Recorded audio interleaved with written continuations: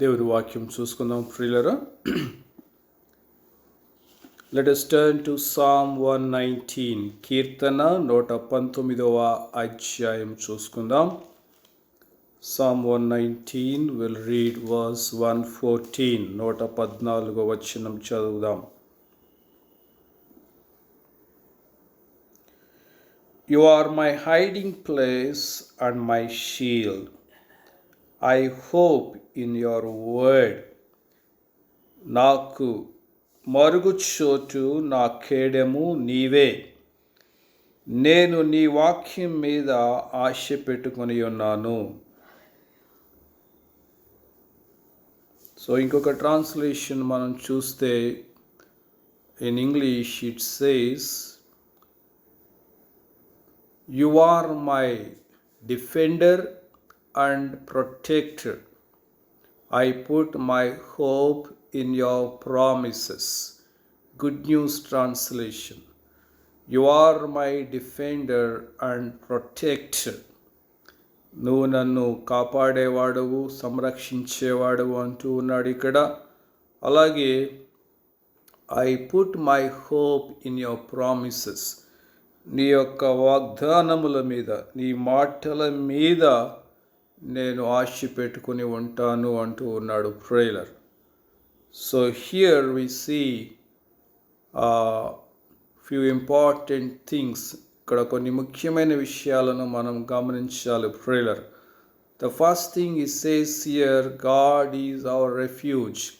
మొదటి విషయాన్ని మనం చూసినట్లయితే కీర్తనకారుడు ఏం చెప్తూ ఉన్నాడంటే, దేవుడు నాకు మరుగు చోటు అంటున్నాడు.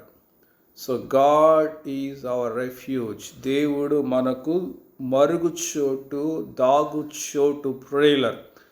Now if you see God as your refuge, నీవు దేవుణ్ణి మరి దాగు చోటుగా చేసుకున్నట్లయితే, మరుగు చోటుగా నువ్వు చేసుకున్నట్లయితే, no so in this world we will have so many troubles and disturbances, dear friend. ఈ లోకంలో మనకి ఎన్నో మరి ట్రబుల్స్ని, డిస్టర్బెన్సెస్ని సాతానుడు ఎప్పుడు ఏదో విధముగా కలిగిస్తూనే ఉంటాడు prayer. Even in our place, working place, in our home, in various places, in various ways.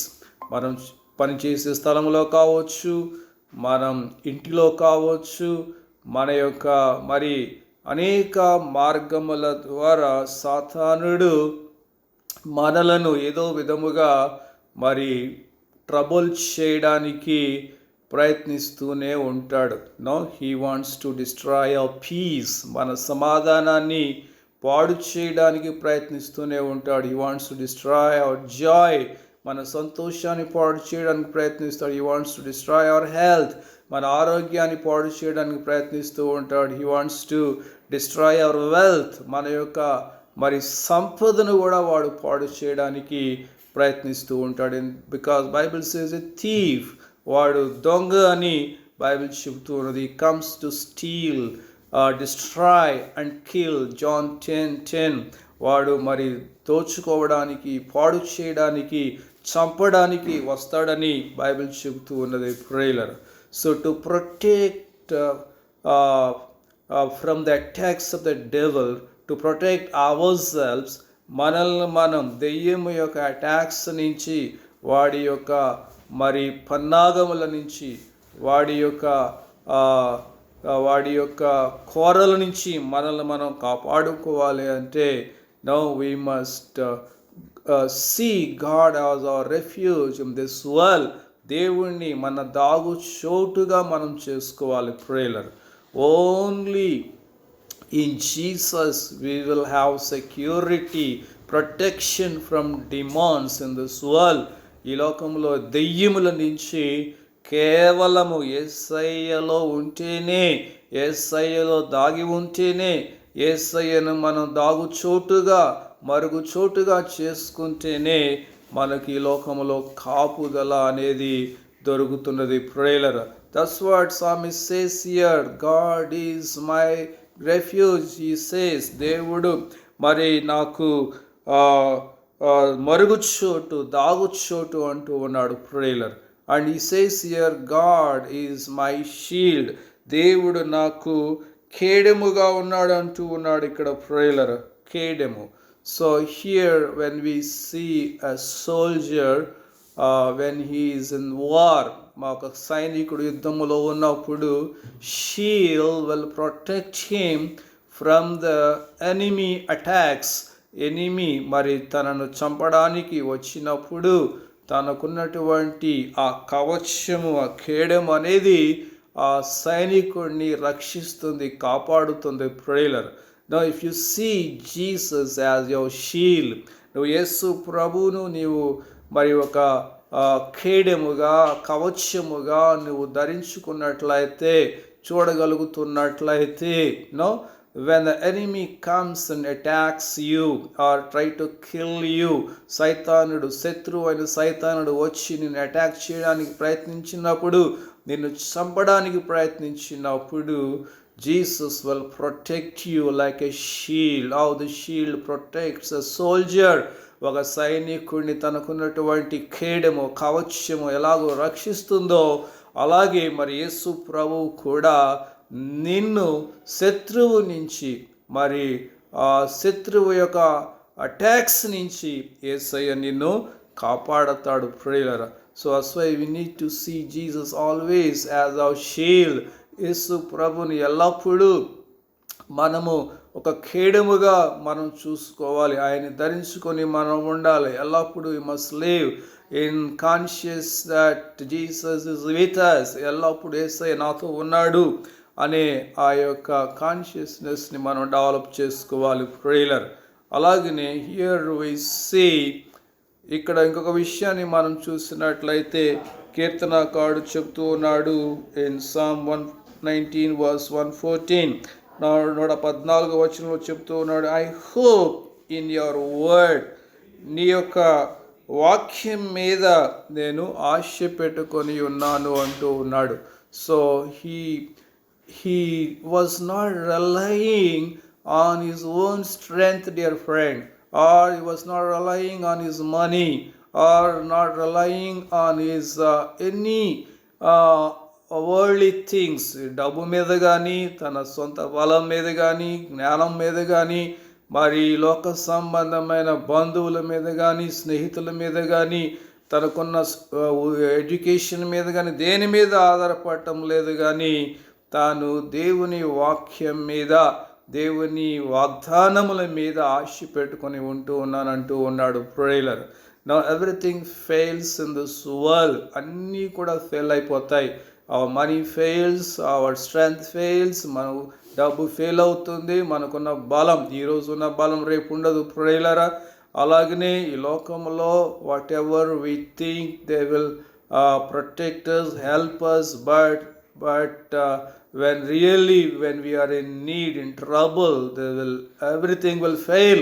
నిశ్చయంగా మనం ఏదైతే మనకు సహాయపడతాయని మనం నమ్ముకుంటామో, ఎదురు చూస్తామో, నిజముగా కష్టం వచ్చినప్పుడు అవేమీ కూడా మనకు సహాయం చేయలేవు, మనతో నిలబడలేవు ప్రేలర్. But heaven and earth may pass away, but Lord's word, God's word will never pass away. ఆకాశము భూమి గతించిపోవచ్చును కానీ మరి దేవుని మాటల్లో సున్నా పొల్లు కూడా గతించదు ప్రేలర్. Now we can rely on the word of God blindly. మనం దేవుని వాక్యం మీద మరి గుడ్డిగా మనం ఆధారపడవచ్చు ప్రేలర్. That's what he says in 50th verse in same chapter. దే అధ్యాయములో 50వ వచనములో మనం చూసినట్లయితే he says here, this is my comfort in my affliction, that your promise given me life. నీ వాక్యము నన్ను బ్రతికించి ఉన్నది, నా బాధలలో ఇదే నాకు నెమ్మది కలిగించుచున్నది. So the word of God has power to give us a life. It gives strength, it gives energy, it gives power, it gives healing. దేవుని వాక్యములో మనల్ని బలపరిచే శక్తి ఉన్నది. మనకు జీవాన్నిచ్చే శక్తి ఉన్నది, మనకు స్వస్థతనిచ్చే శక్తి ఉన్నది, మనకు ఆదరణ కలిగించే శక్తి అనేది దేవుని వాక్యములో ఉన్నది ప్రియులారా. So not only that, and it gives us peace in the time of trouble.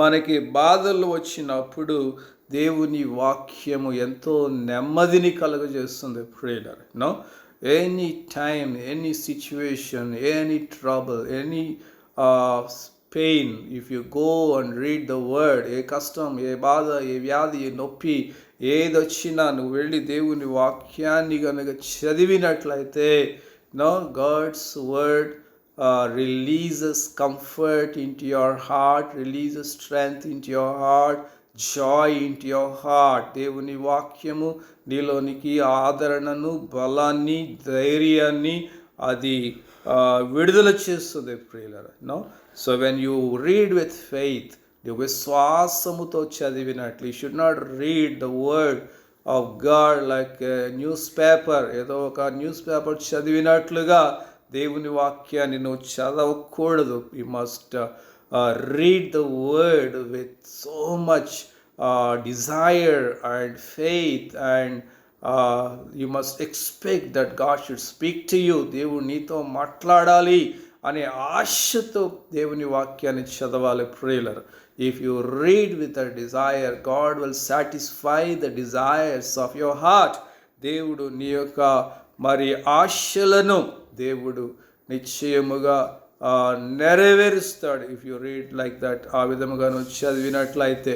So above all we see here the importance of faith. విశ్వాసం యొక్క మరి ముఖ్యమైనదిగా మనం చూస్తూ ఉన్నాం ప్రియులారా. Faith, without faith it is impossible to please God. విశ్వాసము లేకుండా మరి దేవునికి ఇష్టముగా ఉండడం అసాధ్యమని బైబిల్ చెబుతూ ఉంది. So you must believe God is there. You must believe that whatever He says, it will come into fulfillment.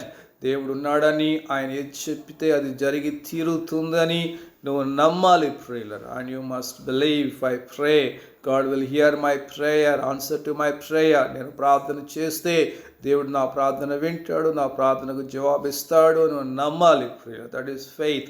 So only faith will access to God. విశ్వాసము ద్వారానే మనం దేవుణ్ణి చేరుకోగలం ప్రియులారా. Without faith we cannot access to God. దేవుణ్ణి విశ్వాసం లేకుండా దేవుడికి ఇష్టంగా ఉండలేం, దేవుడిని మనం చేరుకోలేం, మన ప్రార్థనలు కూడా దేవుని సన్నిధికి చేరవు. మనం ఎంత కన్నీరు కాచినా, ఎంత ఉపవాసాలు ఉన్నా, ఎంత తల నెల కొట్టుకున్నా, విశ్వాసం భయముతో మనం చేసే ప్రతి ప్రార్థన అది మన ఇంటి కప్పు దాటి కూడా పైకి వెళ్ళదు ప్రియులారా. God is not expecting us to shed tears in His presence, but only pray with faith.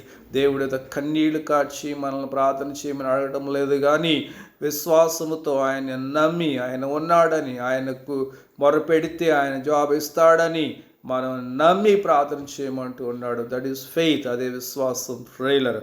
So like psalmist, కీర్తనకారుడు వలె మనము కూడా we should see God as our refuge. దేవుని యేసయ్యను మనకు మరి దాగుచోటుగా మనం చేసుకోవాలి ప్రియులారా. మరుగు చోటుగా ఆయన్ని మనం చేసుకోవాలి. సో ఈ లోకంలో, in this world, to protect ourselves from so many unseen dangers, ఈ లోకంలో వచ్చే ఎన్నో మరి అపాయముల నుంచి మనల్ని మనం కాపాడుకోవాలి అంటే it is not possible with our own strength dear friend. అది మన సొంత శక్తితో సాధ్యము కాదు ప్రియులారా.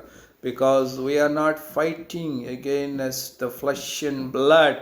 మనం రక్త మాంసములతో పోరాడడం లేదు. We're fighting with unseen forces, demons and devils and evil spirits. మనం దెయ్యాలతో, దురాత్మలతో, దుష్టాత్మలతో పోరాడుతున్నాం. They are unseen.